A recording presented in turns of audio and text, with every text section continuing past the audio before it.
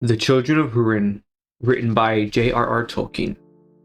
Well, this is my latest read in my journey of Tolkien, and it was a great one. I've read the Silmarillion, so I already know this tale. The Silmarillion, it's the Legendarium, so I technically know everything already, but in a history book way, in a brief sort of way. But Tolkien did do some other books that are more in-depth, and The Children of Húrin is one of them. And in the beginning foreword by Christopher Tolkien, his son, it says that for Tolkien, for John Ronald, he said in his opinion there's three tales that do deserve to be fleshed out more.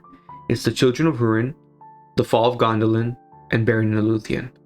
So my next read probably will be The Fall of Gondolin, but that's neither here nor there. The Children of Húrin. This was a great read, like I said, and a very interesting one because even though I knew the tale, reading it in such a fleshed out way is much different. I feel like the darkness really hits you. The actions that characters take just hit you in such a different way because there is dialogue. You still get much more insight into a character's motivations than in the Silmarillion, which is a very good thing. I just want to say right off the bat, this was a very easy read. This was a very accessible read. It's nowhere near as hard as the Silmarillion because of the language. The way Tolkien wrote this, even though it is very Old English still, it's not as archaic as the Silmarillion. There isn't use of like thou art, thy, you know? And just to continue on with Tolkien's writing, like I said, the dialogue is so great, it's so refreshing, and I feel like the dialogue itself really shows you more of Tolkien as a person, as a writer, really showing you his understanding of humanity, his understanding of human emotion.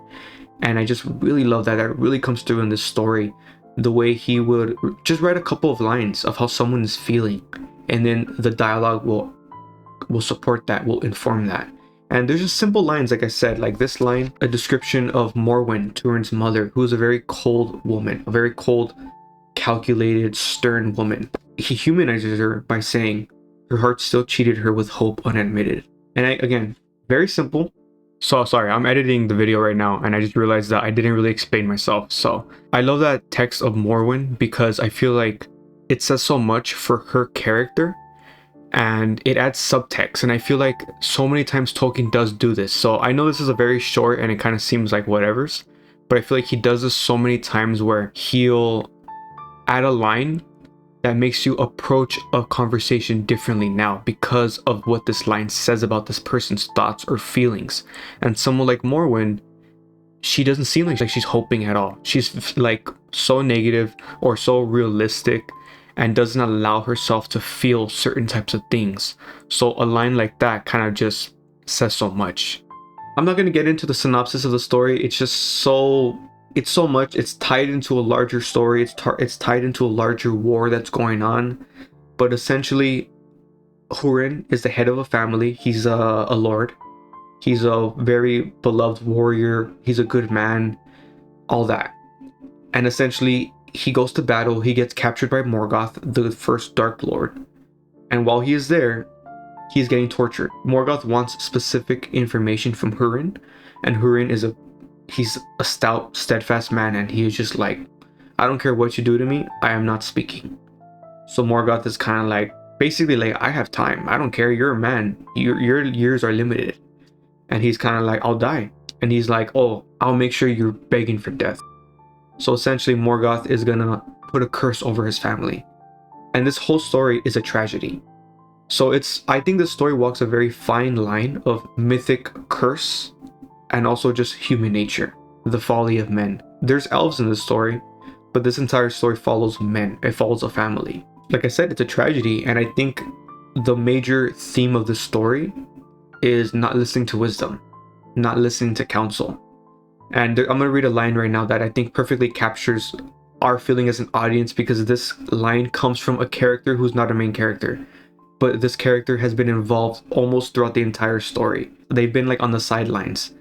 And they're an elf, and of course elves have much more wisdom. Basically, this elf is charged with having to guide this family, having to guide certain members, and having to protect them. Truly, it is by lack of counsel, not of courage, that Húrin's kin bring woe to others.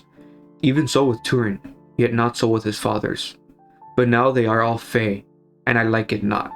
More do I dread this errand of the king than the hunting of a wolf. what is to be done.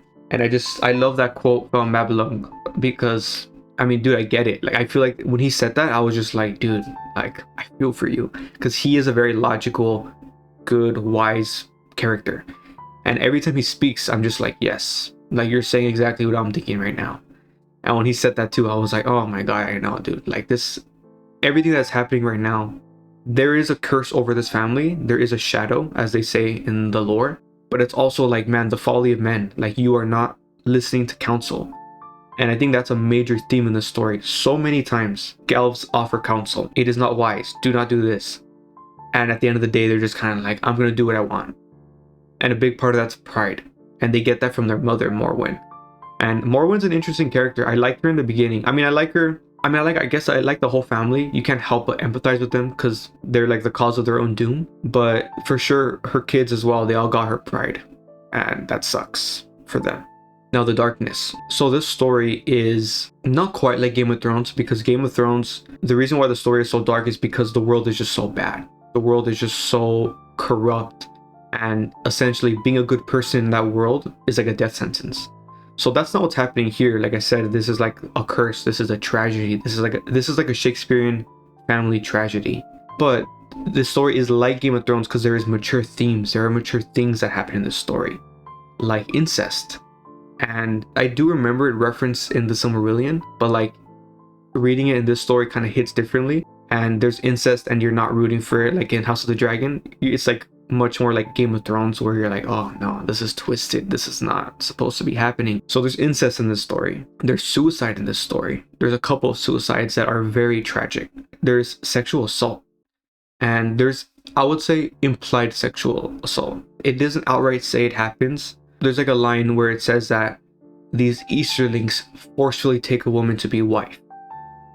You know, you kind of know what that means. And then later, there's another moment where Turin is with some outlaws, some really messed up men, and he finds them chasing a woman in the forest. And when he shows up, they're kind of like, mind your own business. Again, you know where that means. So when I read those two things, I'm like, oh my god. Like I said, it's probably in the Silmarillion as well, but I kind of forgot. And reading it in the context of the story, it hits differently because I'm reading Tolkien. I'm reading this like fairy tale fantasy story, but it has mature themes, obviously. And then there's also a lot of like great writing from Tolkien of just darkness, of sadistic stuff.